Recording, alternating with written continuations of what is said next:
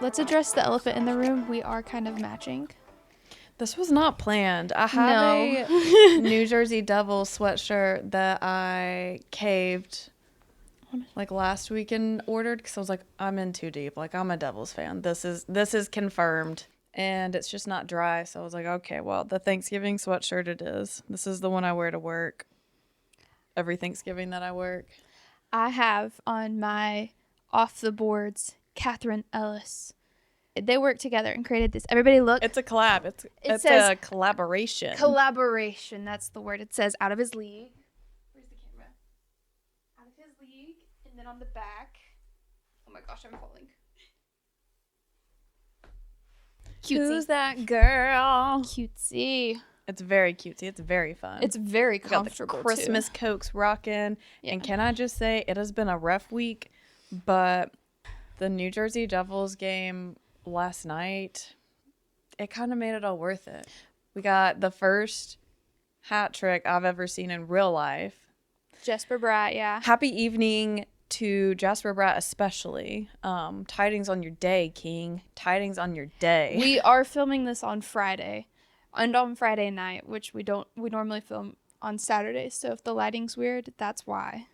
If you're listening, you have no clue. So that's fine. If it's bothering you, just go to Spotify. True. What else happened? Oh, I saw the first like real fight, like drop the gloves fight. I have consciously seen live. Are you talking about with Jack Drury?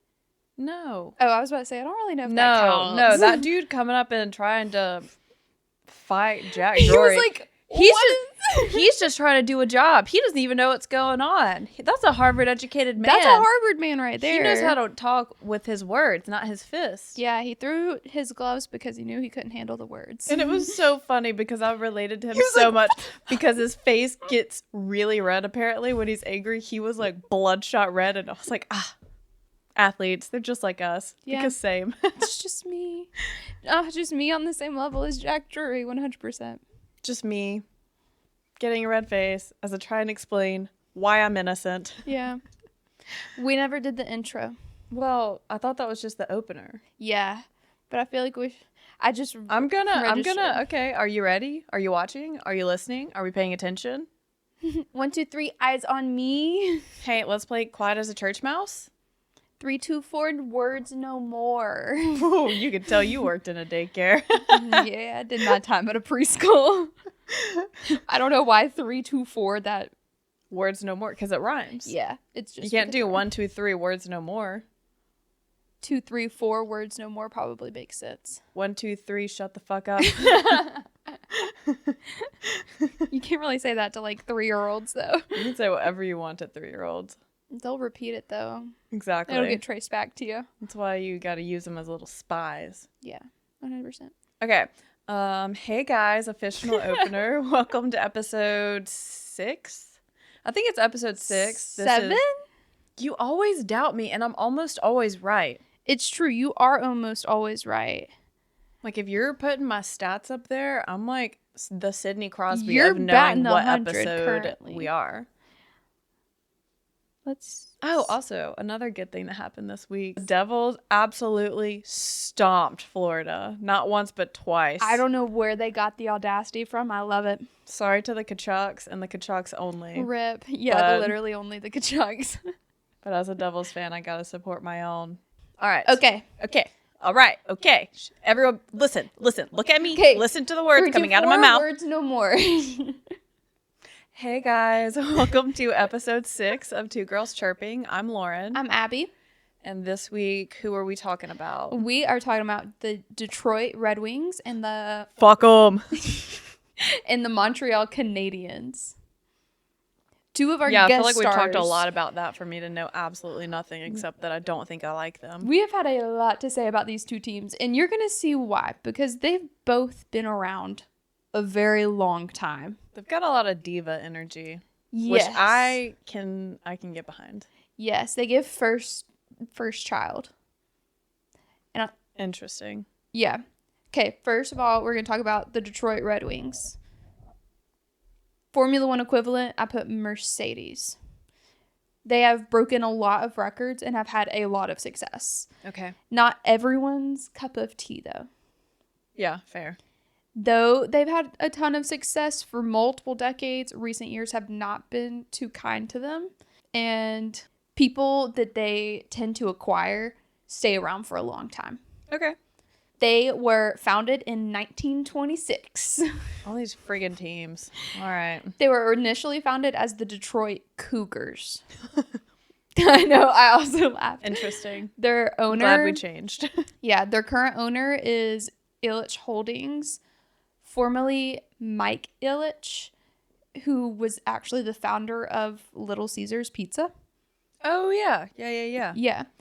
And their general manager is Steve Weiserman, and their current coach is Derek Lalonde. They have 6 seasons of a dynasty era. 1949 to 1950, all the way through 1955. Sheesh. Yeah. Okay. They have 11 Stanley Cups. All right. I'll list them. 11 Stanley Cups? Yes. I feel like I didn't react appropriately. You Holy did not. crap. Yeah. In 1936, 37, 43, 50, 52, 54, 55. Skip 1997, 98, 02, and 08. They really So, like the even numbers, huh? Yeah, they really do. They also have 6 conference championships and 19 division championships. All right, Mercedes locked and loaded. Yes, if you tell me they're posh, I'm going to be... I don't know if they're posh. Do they have class? In certain decades. Okay, fair enough. I'll allow it. They are one of the original 6 teams as well. Both of these teams that we're talking about today are. Okay. They're really all kind of in the same. The founding fathers, if you Founding will. fathers. Yes. So they were founded in 1926 as the Detroit Cougars. Horrible name. They were one of the most successful teams in the Western Canadian Hockey League. Okay. And then that league folded, and the NHL bought the rights to that team. Okay.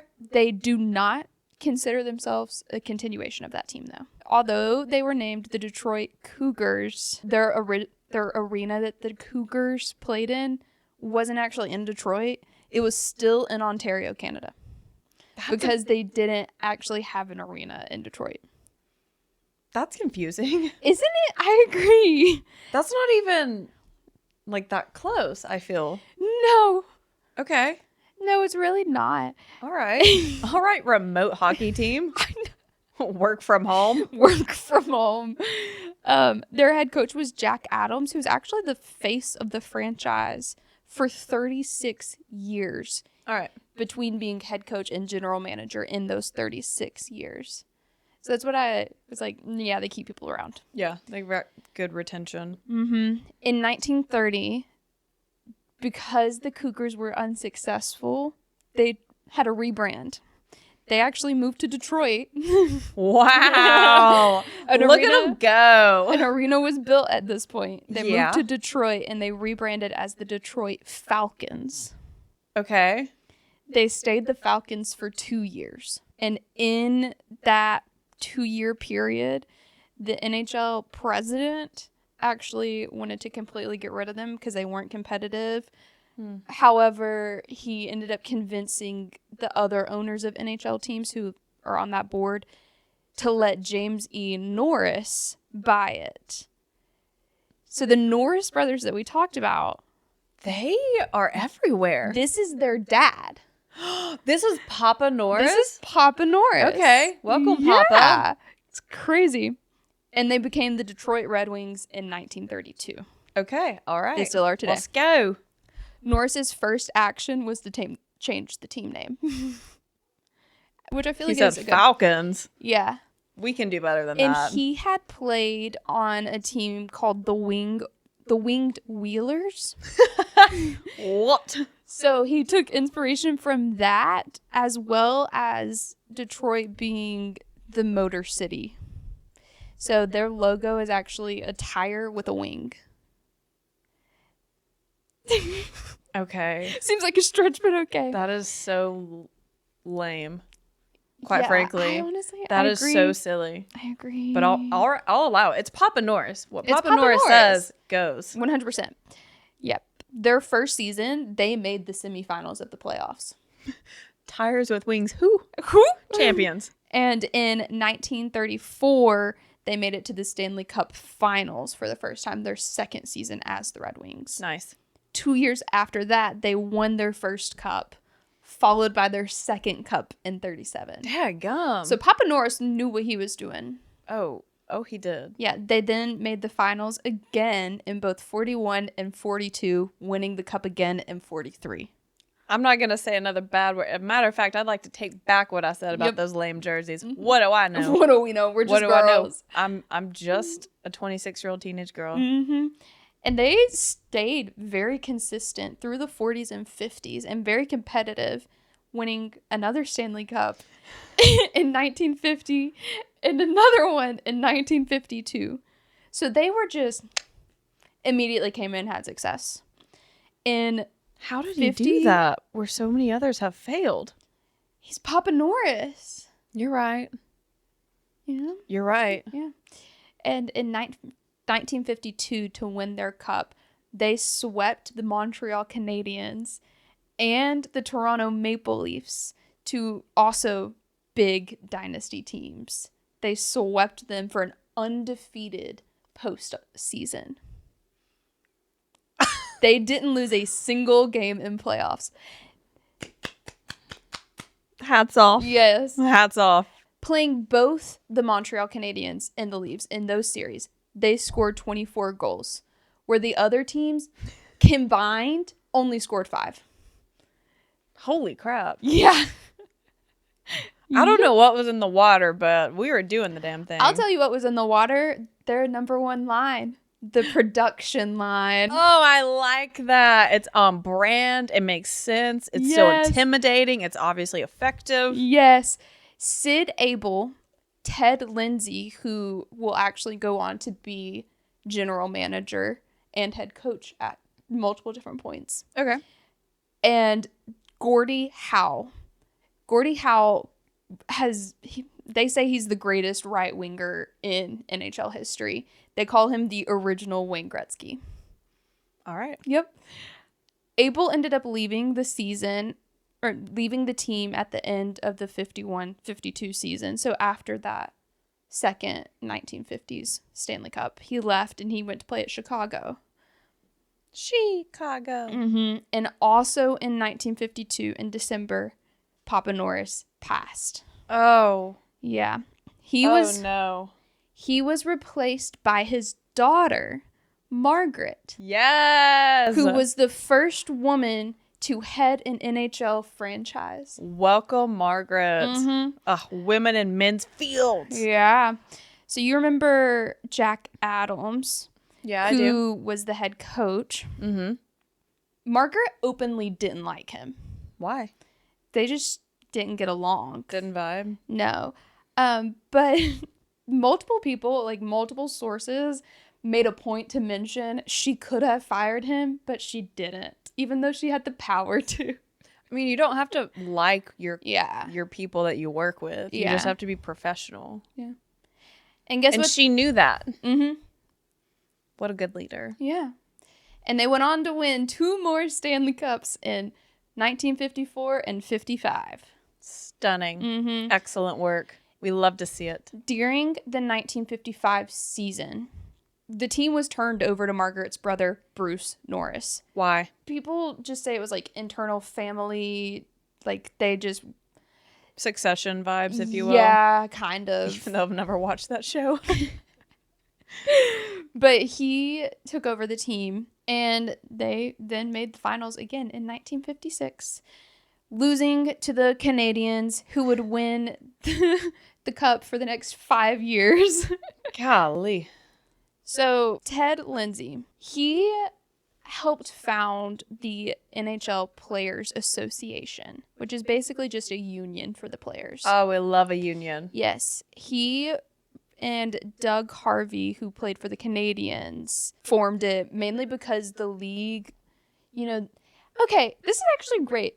So the Formula One drivers right now are... I was just thinking that. They are calling out the FIA, which is the governing body of Formula Motorsports. As they freaking should. They're calling them out because the FIA just fines players money without really breaking it down and making it exclusive as to why they're being fined that much. They aren't held accountable for it. Correct. Nobody understands where the money is getting sourced. The FIA is continuing to restrict what they can and can't do. They are now infringing upon free speech and penalize them with thousands of dollars of fines or community service for swear words. Like, this is an adult sport. Yeah. This is the pinnacle of motorsport. Mind your fucking business. Yes. And then he also we speaks... can't go down this whole I'm wrapping up the hole that I'm spiraling down towards. So then he also openly criticizes his drivers, the FIA president. Yeah. I don't really like his I don't like him vibe. At all. So Sebastian Vettel, the great, the amazing man that he is, and I forget who founded it with them, basically like unionized the drivers. And they drafted a public letter that was basically like, mind your fucking business. Where's the money coming from? Where's the money going? You want to hold us accountable way more than you should? Okay, we want to hold you accountable. Like, you have dodged us several times. We keep asking you the same questions. Where's the money going? What are these fines for? You keep changing the rules to sort... Are you timing me? You keep changing the rules based on a whim. It doesn't make any sense. Like, we don't need this kind of regulation. We are grown adults, and this is a grown adult sport. Kids also are going to hear profanities anywhere. But if you don't want them to hear profanities, okay, don't play the radio. Don't play the radio. Really simple fix. That's all. That's all we have for now. I've been shut off. We just go on too many rants. But George Russell is a freaking king. Yes. So Ted Lindsay and Doug Harvey formed the NHL Players Association because the league was refusing to release financial information regarding the fines that players were receiving. I've heard that before. That seems familiar. Yeah, it does. Where, if I could put a little pin on where I've seen that before. So the NHL owners basically wanted to penalize the players that were involved in this. Yeah, of course. And in this, so they traded a bunch of players, sent them down to minor leagues, like separated them all, and Ted Lindsay, as well as Glenn Hall, who was the goaltender at the time, were both traded to Chicago, who ironically was owned by Bruce's brother. Ha! Yeah. Take that. They hate to see a union coming. They really do. They hate accountability. Yeah, they do. And then in 1959, after all of that was going down, they missed the playoffs for the first time in 21 years. And that's what happens when you're being a little bitch and you trade your players because they want the bare minimum. Please hold while we try to fix this lighting. Okay. It just looks bad. Oh well. Forgive us for the bad lighting. It'll be fine. Just go listen to Spotify. Where did we leave off? Okay, 1959, they missed the playoffs for the first time in 21 years. They regrouped. They pulled themselves together. In between 1961 and 1966, they made the Stanley Cup Finals 4 times. Also in this time, Jack Adams was fired. And Ted Lindsay was brought back. Okay, so Jack Adams was fired in 1963. Ted Lindsay came back for a year for the 1964-65 season. Ha!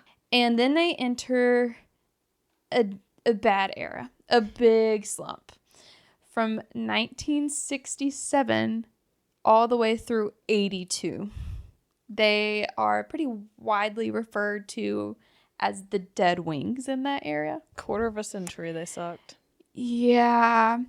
But in those years, they only made the playoffs 2 times in 16 years. Yikes. Yeah. They had 14 head coaches. None of them staying for more than 3 years. Okay. Also in this period, Ned Harkness, which gives like darkness. Yeah. And actually during his reign, fans did consider it the darkness with Harkness and the lowest point in team history. Which I think is so funny. He was hired as head coach in 1970 and then was promoted to general manager mid-season. that was the darkness with Harkness era. He was trying to push a two-way style of play that all of the players were like, we don't want to do this. We're not doing this. Yeah. And you can't force grown men to do something they don't want to do, typically. You can trade them. He also demanded short hair, no smoking, and restricted drinking and phone calls on games. Who the hell died and made him a dictator? Right? That's the darkness with Harkness. Yo. Yeah. Get out of here. Mm-hmm. I'm a grown adult. Yeah. Okay, FIA. Yeah. And then, Restricted phone calls. yeah, which is crazy behavior. Crazy behavior for someone that's not even doing a good job. No. All for what? To make the playoffs twice in 16 years? Let them drink and smoke. Maybe they'll win more. Because you're restricting and they suck. Yeah. And in 1980, they left the arena that they had been playing in for 50 years. And Bruce Norris sold the team to Mike Ilitch. Okay. 83-84 season, they started to rebuild, obviously. We needed one. They drafted Steve Yzerman, who led the team in scoring his rookie year there. Okay, sir. And led the team to playoffs for the first time in 6 years. Brad Park was actually made the head coach in 1985 and coached 45 games before being fired. And when he was fired, he put out a quote to the press saying, "I took over a last place team and I kept them there." They didn't get worse. They couldn't have. They didn't get worse. Yeah. And they proceeded to just they tried to grab as many talented players as they could after that, and a new head coach, obviously, because they didn't have one. Fast forward to 1994. Between 86 and 94, nothing happens. They're in a rebuild. They're not doing great. There's nothing worth noting. Yep. And in 1994, that season, they made the playoffs for the first time in 29 years. Long overdue. Yes. Oh my goodness. The following season, they were able to pick up a bunch of star players and made the conference finals and lost. But we went. They developed a big line called the Russian Five. I'm Yes. shaking in my boots. They got Larionov, Fatsivov, Fedorov, Kozlov, and Konstantinov. And those 5 players were basically unstoppable. Okay. We love to see it. Yes. And in 1997, they reached the Stanley Cup Finals for the first time in forever and beat the Philadelphia Flyers in 4 straight games. Good work, Russian Five. Yes. However, 6 days later, in a limousine accident, No. Konstantinov suffered a brain injury. No. Yes. Basically, the driver of the limo had his license suspended for drunk driving. Oh.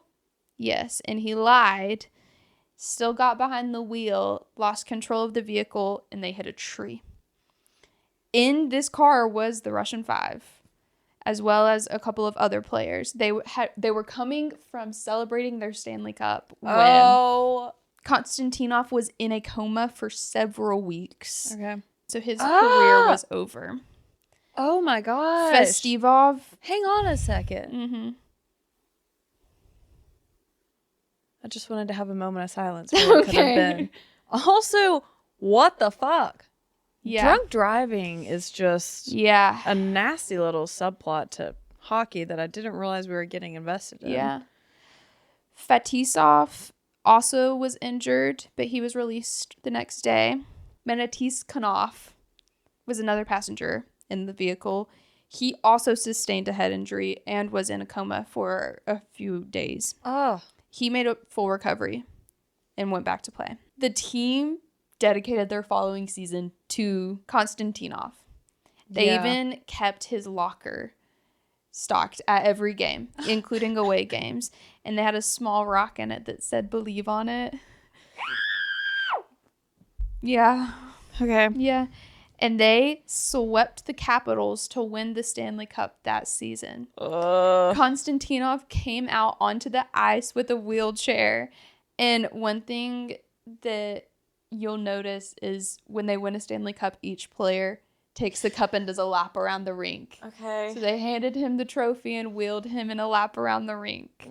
Yeah, I cried watching it. I'm not going to lie to you. I sobbed. I am actually tearing up a little bit. And because the team still recognized him as a player listed on their roster, his name was engraved on that cup. Oh my gosh. I know. Oh man. All right. Keep it going. Keep it going. Okay. That is so sweet. Yeah.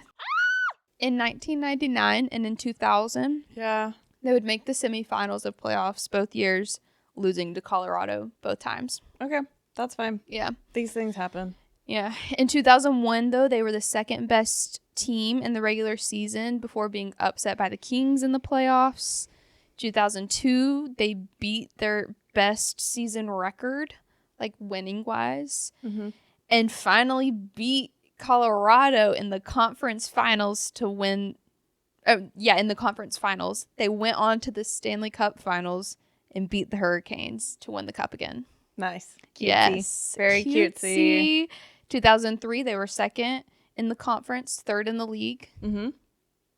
And then in the 2006 postseason, lots of trades happened. Why? People just get traded around. People lose talent. They think they can get better talent. Sometimes it works. Sometimes it doesn't. This time, I would say it worked. However, also in this postseason, Steve Yzerman also retired after 23 seasons with the Red Wings. His entire career was with the Red Wings. I like it. He, at the time, had been the longest-serving team captain in NHL history. He was immediately offered the job of vice president of operations, which he accepted. Yes, sir. And his number 19 was retired. Lovely. Good stuff. Yeah. Maybe I do like this team. I know. I talk so much shit about them, but I think I do. I just like the fact that they keep the same people around if it's working, you know? Mm-hmm. In the 2007-2008 season, they won their 11th Stanley Cup against the Penguins in 6 games. Their 4th cup in 11 years, which is crazy. That is a lot. Yeah. That's very impressive. In that offseason, they signed Marian Hossa. You remember when we talked about the Penguins and they lost in the Stanley Cup Finals. And then Marian Hossa said in the press he got traded to the Red Wings, and he said because he thought he had a better chance of winning the Stanley Cup with the Red Wings. That's the same guy. Oh, wow. Well, then he makes a reappearance. Yeah, and then the following season, the Red Wings lose the cup to the Penguins. Yeah, I remember that. Yes. One more travesty that we'll talk about real quick. I don't want to talk about it anymore. We'll just talk about it quick, but I can't mention it. I can't not mention it. I'll just listen. In September of 2011, a plane crash carrying the KHL team that was highly connected to the Detroit Red Wings happened, killing all but one of the 45 people on board. The plane had barely taken off, overrunning the runway before it hit an antenna, caught fire, and crashed into the riverbank below. Oh my gosh. Yeah. The only survivor was the aircraft mechanic. Ah. Yeah. Ah. It was later. Fire is such a painful way to die. Well, I believe they probably died on impact. I hope they all did. I hope they didn't have time to process what was happening. Yeah, me too. It was later revealed that the pilot had falsified documents to obtain permission to fly the plane, and both him and the co-pilot lacked the proper training. Who is verifying these people? That's what I'm saying. What is happening? It's insane. Among the deaths, if I knew it was that easy, okay, I'm a lawyer. I'm going to go falsify some documents that says I'm a lawyer, and I'm going to go practice corporate law so I can make some money. Among the deaths included the former assistant coach of the Detroit Red Wings, Brad McCrimmon, as well as former defenseman Ruslan Saleh and goaltending prospect Stefan Liv. The Red Wings wore a patch on their uniforms with the initials of all three individuals for the rest of the season. Oh. Yeah. You know what? I thought that the Blue Jackets, right? This is one incident. No. This is several. No. Well, there's the car wreck. Nobody died in it. This plane crash. No, a life was ended. Let's be clear. The driver is the only one that died in that. His life was ruined. His life was over. Let me be clear. His career was over. That's and his fair. life was absolutely blown up and demolished. That's fair. And he didn't even do anything wrong. Mm-hmm. He didn't. And then a plane crash killed the entire friggin' team. If anything, he was doing the right thing. He was drive drinking drunk. responsibly. Yeah. Ugh. The plane crash is tragic. There's so many tragedies. Yeah, there's definitely those two. I feel so bad for them. I think I'm trauma bonded with them now. I know. The trauma bond. I can feel it snapping into place. They had dedicated their 2011-2012 season to the victims of that plane accident, of course. Yeah. They won 23 consecutive home games. They extended their playoff streak to 21 straight seasons. Good work. Strong work, boys. Yeah. Gentlemen. Yeah. In February of 2017, Mike Ilitch passed just of old age. Okay. And the team would miss the playoffs for the first time in 25 years. Oh. Yeah, it's kind of sad. They've really fallen into a slump after that. In 2018, they missed the playoffs again with a record of 30, 39, 13. Major yikes. In 2019, they missed with a record of 32, 40, 10.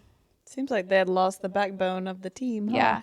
In April of 2019, Steve Yzerman became general manager and executive vice president.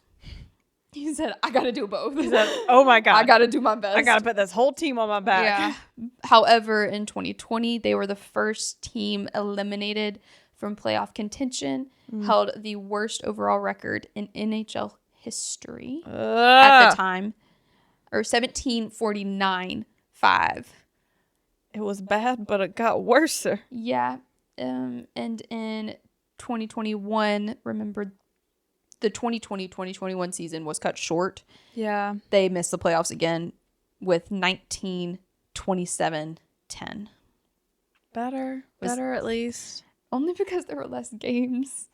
Yeah. 2022 they missed 32-40-10.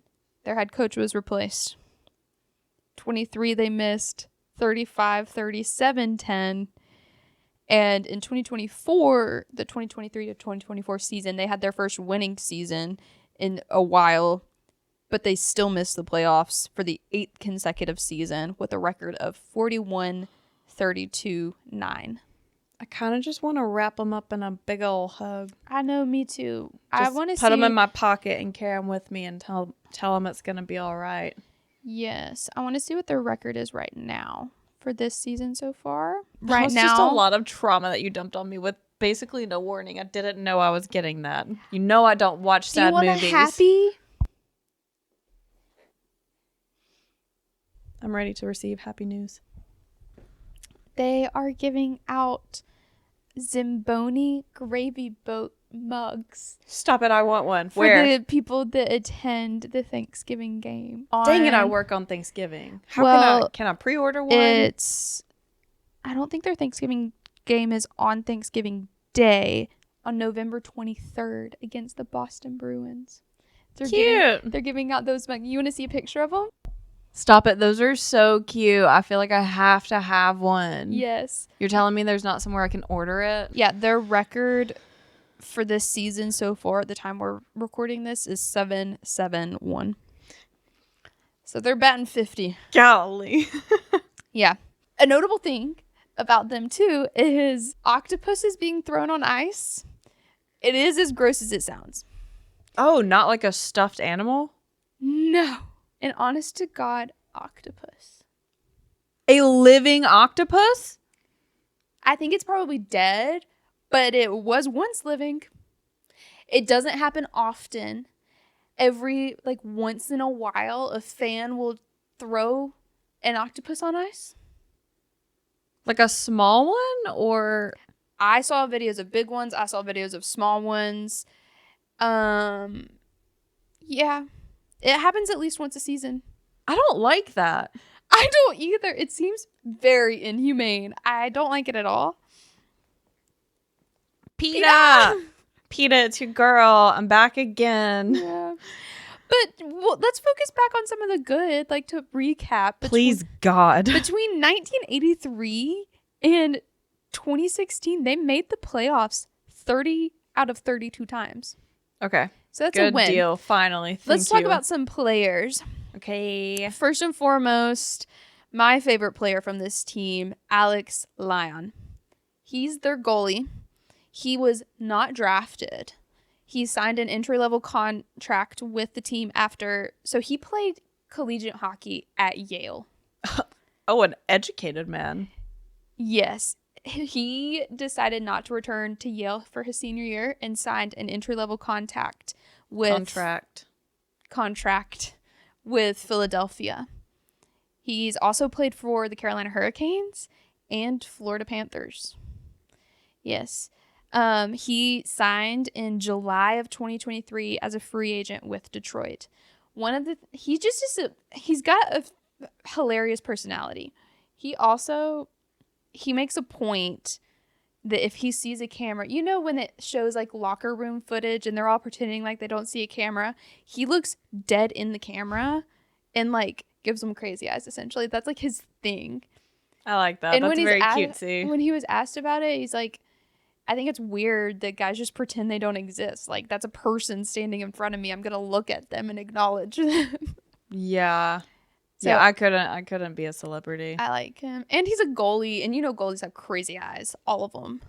They're very interesting. Yeah. It's a very interesting personality. It's an interesting breed for sure. It's a lifestyle. Yes. Also on this team is Patrick Kane. We'll talk more about his career when we talk about Chicago. That's what he's most known for.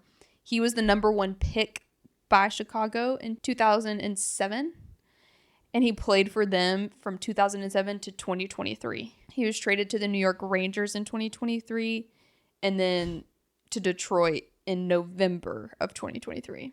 He became a free agent, so he kind of got to decide where he wanted to go, and he wanted to go to Detroit. He says that a lot of his decision was influenced by the opportunity to reunite with Alex DeBrincat, who he played with for 5 years at Chicago. That's so sweet. Yes. I love a bromance. It's very Mercedes of them. It's very Mercedes. It's extremely Mercedes of them. Alex DeBrincat was the second round 29th overall pick by Chicago in 2017. Yeah. He was also traded to Detroit in July of 2023. So just a few months before Patrick came to Detroit. Before they got reunited. Yes. So they're really funny. They give like older, younger brother vibes. I love that. Yeah. Okay. Montreal Canadiens. I don't have an F1 equivalent, but I do have an IndyCar equivalent. I'll accept it. Chip Ganassi. All right. Specifically, Alex Palou, Scott Dixon. They do have a dash of the Penske perfection as well. I just overall really like their vibe. They're very successful, but they seem very humble about it regardless. We love and support a Scott Dixon and an Alex Palou. Oh my gosh, I love a Scott Dixon and an Scott Alex McLaughlin. We love a Scott McLaughlin. He's at Penske. So yeah. Well, you said a dab of Penske perfection. A dab of Joseph Newgarden and next a dab. Like a tablespoon, if you will. So the Montreal Canadiens were formed in 1909. Sweet mother of God. All right. So the NHL didn't begin till 1917. Yes. Prior to that, it was the National Hockey Association, aka the NHA. AKA the NHA. I forgot about this because honestly, it's been a week and I've been doing a lot. I forgot that this even existed, and I'm really excited to talk about that and how the NHL was formed. Go. So first, I'll do my overview that I always do. They have 14 seasons that are considered their dynasty eras. I would say so. Yes, from 1955 through 1960, 1964 through 1969, 75 through 79. So basically just take the years that Detroit wasn't doing it and put Montreal in there. They were just trading. They were just sharing the love. Yeah, so they are big rivals. Okay, all right. Them, Detroit, and Toronto Maple Leafs, who we'll talk about in the next episode. They're all big rivals. Pretty much all of the original 6 teams have rivalries. I mean, they've got like 100 years worth of beef, so yeah. I'm not surprised. And believe it or not, they are an original 6 team. It's crazy. Wow. I was trying to do the math, but I wanted it confirmed. They're Stanley Cups. So they have 24. Some sites say 23. That's because their first one was with the NHA.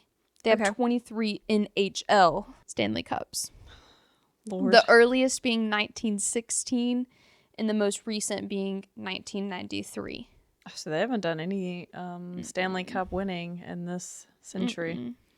No. I think they've done enough. I think they've gotten their share.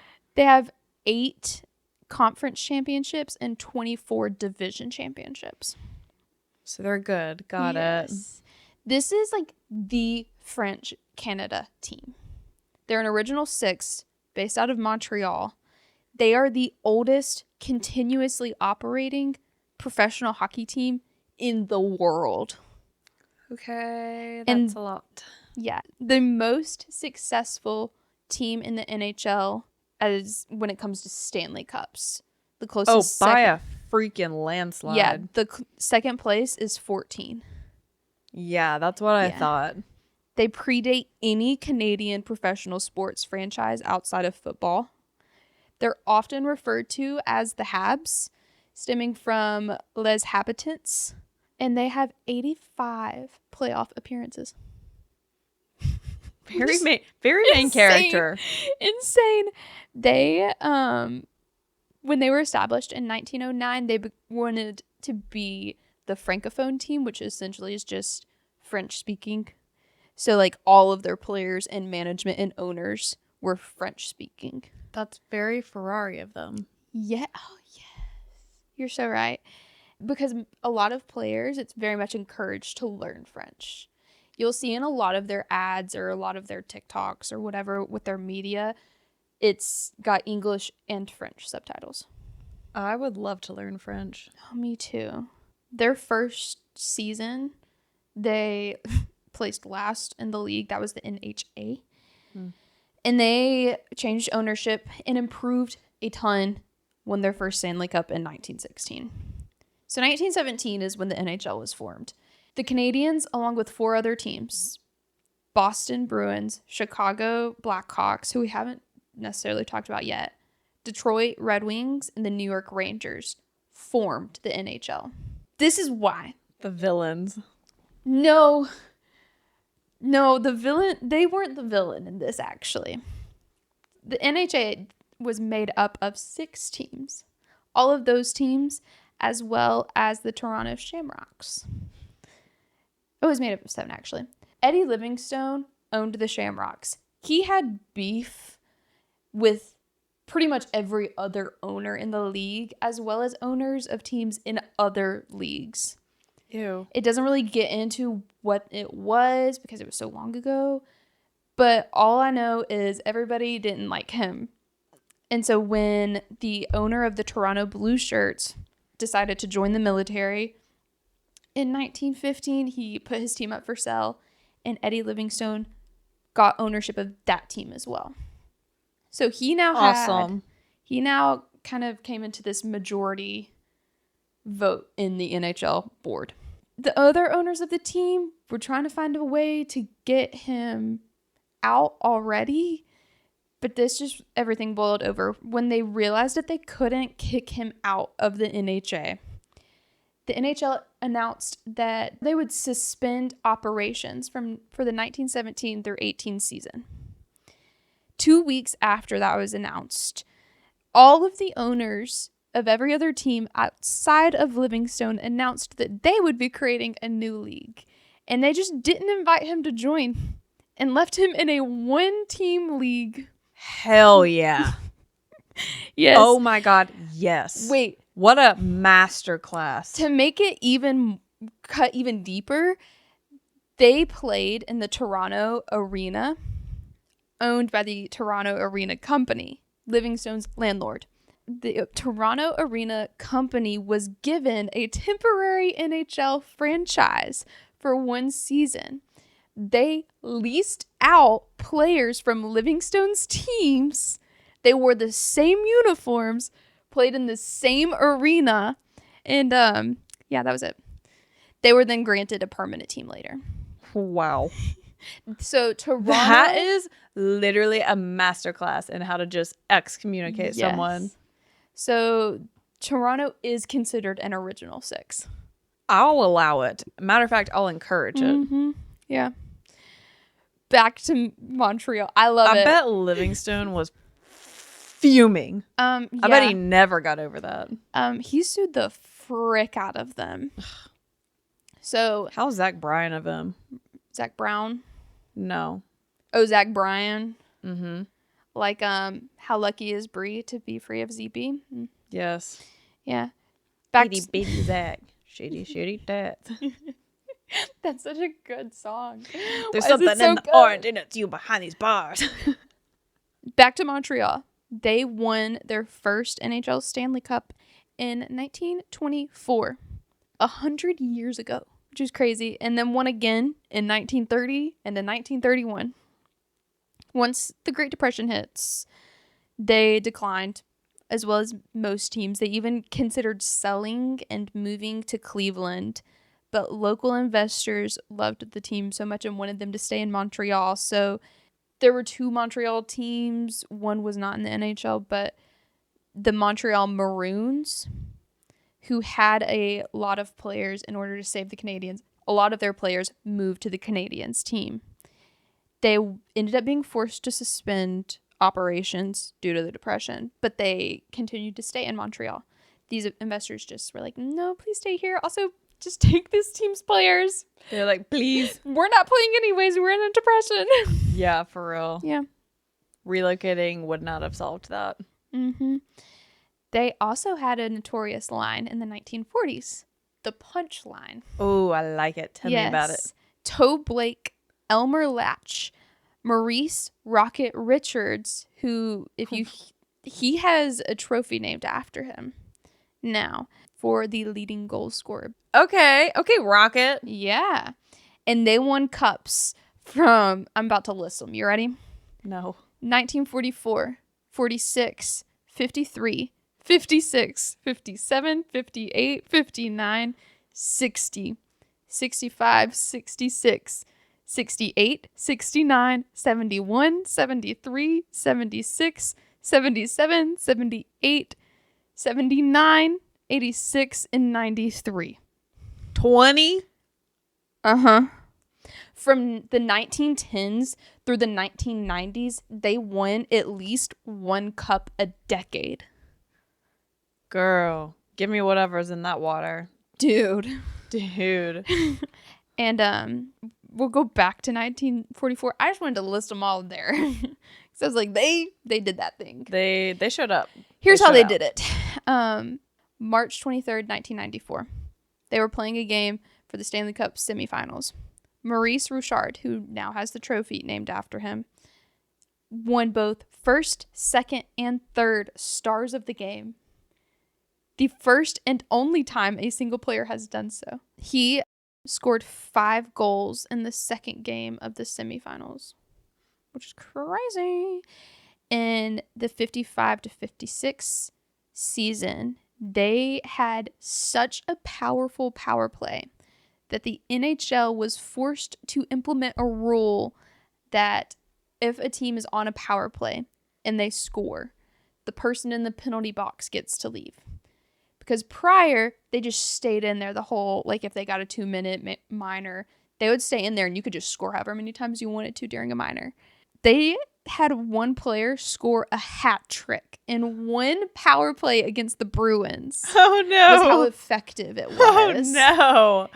Oh, man. Yeah. So that's how that rule got changed. Friggin' power play. Power play. Capital P, capital O, capital W, capital ER, capital PLAY, underline, bold, italicized, Times New Roman, 12. Highlighted. 12 size font. Highlighted in red. Power play. Period. Holy crap. Yeah. Yeah. In 1959, Jacques Plante became the first goaltender to wear a mask. They didn't wear They weren't wearing masks? No, girl, they weren't even wearing helmets. They weren't wearing helmets? No. He became the first goaltender to wear a mask after being injured in a game against the Rangers, taking a puck to the face. What a trendsetter. Thank you. It was actually such a big deal that he got so much shit from everybody because they were like, "Oh, so you're scared?" So you know what he did? He helped the team win 18 games straight. Period. He also, and he can do that because he's still got his face and brain intact. Yeah. There was a lot of pushback even from his coach, and he basically refused to go and play another game until the head coach allowed him to wear a mask. I like it. Yeah, me too. He stands on business. Mm-hmm. He says it. He means it. Yeah. In 1976 through 77 season, they won another Stanley Cup. That team is widely considered to be the greatest team in NHL history from that season. They only lost 8 games, which is insane. How? I don't know. They also had a new goaltender who became a rookie in 1983. He basically led that team to cups in both 86 and 93. Headgum. Patrick Roy. You're going to want to remember that name. Patrick Roy. Locking it in. Yes. 1955, Mario Tremblay was hired as a new head coach. He and Patrick Roy had beef. No. They had a strained relationship from them being roommates while on a team together. Tremblay regularly and openly mocked Roy for speaking broken English. Shut up. What an asshole. Yeah, they had previously literally fought. Oh, I would be too. And reportedly, one time, Tremblay came into the locker room for the first time as head coach, and Roy snickered, and they almost fist fought again. Get him out of here. Yeah. On another occasion, Tremblay fired a puck at Roy's throat in practice. And Get the fuck out of here with that. I thought this was going to work out. This is like the French Civil War. Yes. Like only a delusional girly pop would assume that putting these two on the same team is going to be effective. Mm-hmm. It's going to implode your entire team. Mm-hmm. That's why Esteban and Pierre are going their separate ways. Mm-hmm. During a game, they were losing pretty bad.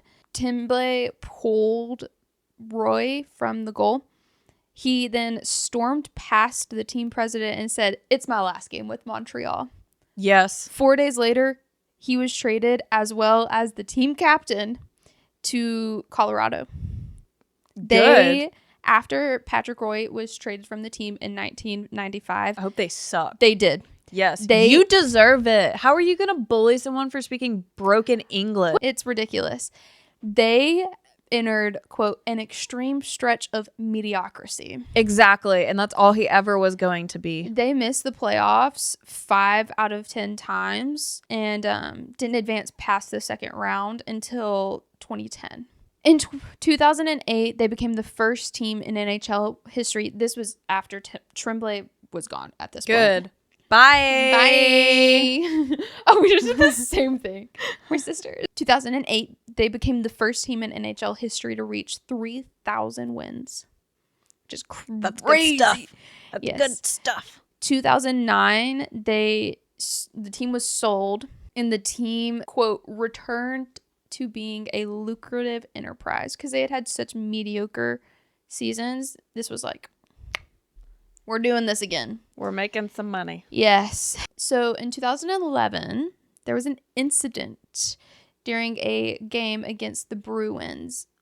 The rivalry that season had been so strong, actually.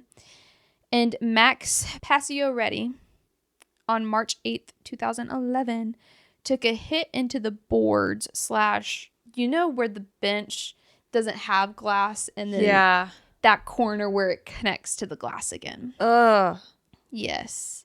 He laid motionless on the ice for several minutes before being stretchered off. Ugh. He suffered a C4 fracture. Oh my God. And a grade 2 concussion. Oh no. Yeah.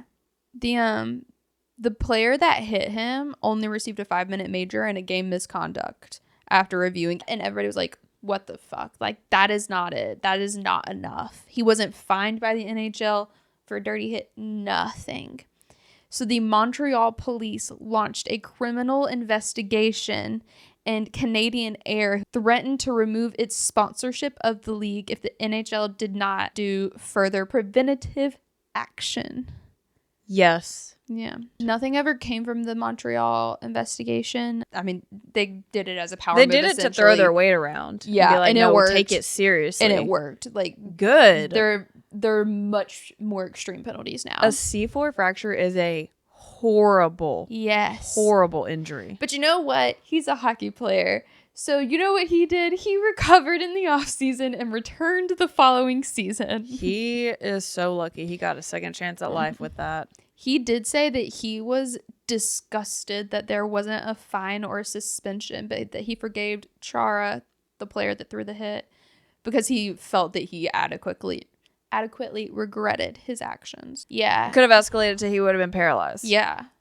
And I understand you're sorry and I appreciate it, but I want you to learn from it. Because it's like that Party of 5 episode where Bailey tackles the football player wrong and like almost freaking ruins his life, and like he almost dies and becomes a paraplegic. Yeah. No, a quad. He was going to become a quad. And he was like, you just never know. Like, you just do something wrong one time and you've done that hit 1,000 times, but you do it wrong one time. And like, I could have ended that kid's life. Now, in the context of the episode, he was throwing a pity party, but yeah. Let's fast forward to 2021, because there's not much. They dropped off a good bit. And in 2021, they made the Stanley Cup Finals for the first time in 28 years. Cute. Yes, cutesy. They did finish last in the league the following season with one of the worst records in franchise history, and they started another rebuild at that point. Well, we can't be good all the time. And they're currently still in that rebuild. Kent Hughes became general manager in 2022, which is really what started that rebuild. He was like, no, we got to do something about it. Kent Hughes is such a cute little name. Yeah. He's not related to the Hughes family that we've talked about. Thank God. Yeah. There's too many out there. Actually, probably just the right amount. Now, just some high points and some players. Their team motto is French, but it translates to you from failing cans we throw the torch. Be yours to hold it high. And it was a poem written the year before their first Stanley Cup win. And I just think it's so cute. That is beautiful. Right? I like that. I like that a lot. Yes. Some players. So basically, like, we couldn't do it, but you can do it. Like, yeah, keep the torch burning. Yeah. Do better than us. Like, keep holding the torch high. I will. Some players.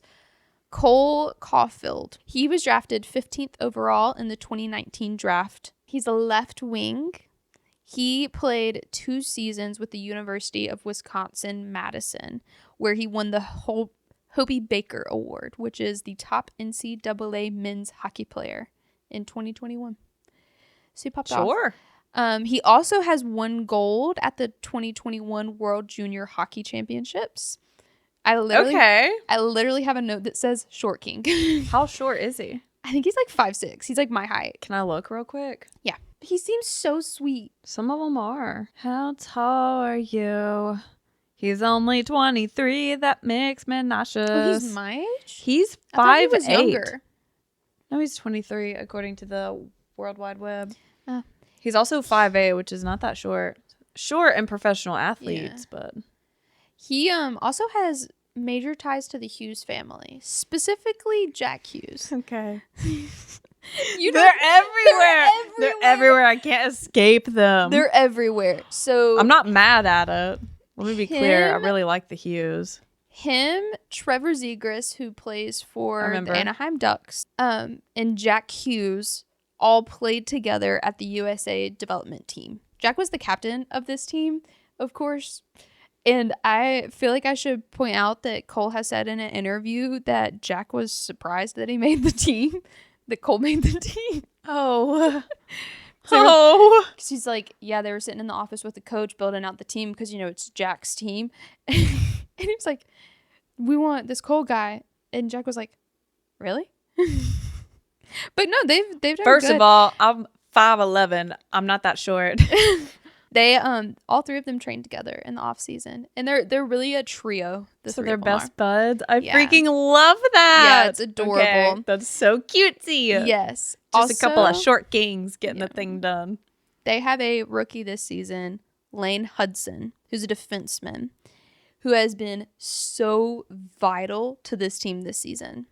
He honestly has created the most offensive opportunities. We love to see a new guy come in and do the dang thing. Yeah, he has 7 assists just in the first 10 games. Sir. Yes, and he is. A lot of people think he's going to be a contender for the Calder Trophy of the season. I mean, it sounds like he's doing a great job. Yeah. I don't know what the other defensemen are doing, but hey, I mean, that sounds good to me. Yeah. And then the last player I want to talk about, and then we'll wrap. Nick Suzuki. He is the captain. He was the 13th overall pick by the Vegas Golden Knights in 2017. He's a center. He actually never played for Vegas. They never signed him to anything, which happens sometimes. He was traded to Montreal in 2018, made his debut in October of 2019, and he's played very well. He's very consistent. He's a great team player, and so he was named the captain at just 23 years old. Yeah, what's up with these young captains out here? Okay. But those are excellent qualities to have in a team captain. He wasn't very consistent for a long time, and in 2020, Eric Stahl. Oh, yes. Jordan Stahl's brother. So Jordan Stahl plays for the Hurricanes. This is his brother. Yeah, I know Stahl. You also know Watch him enough. Jesperi Kotkaniemi from the Carolina Hurricanes, KK. Eric Stahl really mentored him and Jesperi Kotkaniemi, and it very much helped them with consistency. That's mainly what led to him being named the captain in 2022. He also, he took French classes as a way to be able to connect with French fans, and can now be seen doing commercials in both French and English. I love that. Which was privately advised by Sidney Crosby after his personal experience with the Quebec junior hockey. Quebec. It's like, dude, if Sidney Crosby told me to do anything, I would do it. What Sidney Crosby is telling me to do, I'm going to say, yes, sir. And then I'm going to do it post-haste. Post-haste. Actually, in this case, I'm going to say, oui, monsieur. Him and Cole are a big duo. That is so cute. Yeah. Ugh, fine, I have to learn French. Ugh. Maybe in 2026 when I'm done with school. Put it on the radar. Yeah. Okay, I like both of these teams. Mm-hmm. There is a lot more tragedy than I thought, and Happy Friday. I did almost tear up a bit. Yeah. Which is a lot for me because I'm not very emotional. No, she's not. Externally. I feel things in my heart. Externally. Just not in my eyes. I feel them in my eyes more than I do in my heart. I think my tear ducts are just disconnected. It's okay. I have them connected enough for the both of us. Yeah, I can confirm. I like both of these teams. I really do. Too. I'm interested. Obviously, I don't want the Devils to lose to them ever, but I want them to have better seasons. Yeah. For sure. I don't really know like I don't know what the stats are on Montreal Canadiens. Let's have a little look-see poo. But definitely Detroit. I want them to improve. Their current record is 5-10-2. Yes, I want them both to do better. We're in a rebuild. I understand that the Canadiens are in a rebuild, so I'm going to give them a bunch of slack. Like all the slack I have in the rope. Yeah, 100%. Detroit, I'm going to give less slack because I know that they screwed over the Devils, and you come for my team. You come for Brendan Dillon. I'll never stop talking about this. You come for my team. It's on site, and it is a lifelong, I hate you, fuck you forever. So, yeah. Because I don't know how to do anything casual. This has been well established. But I will say they're very cutesy. Mm-hmm. Who are we talking about next week? The Toronto Maple Leafs and Tampa Bay Lightning. Which I have a friend who's a massive Tampa Bay fan. So I'm going to get her opinions on different things too. Okay. It's just going to be fun. Yeah, sounds like it. Yeah. Well, thank y'all for listening. And please forgive us on the horrible lighting. I'm so sorry. Abby's very concerned about it. I'm very upset. All right. Well, we'll see you next episode. Bye. Thanks for listening. Same time next week, girlies and guys.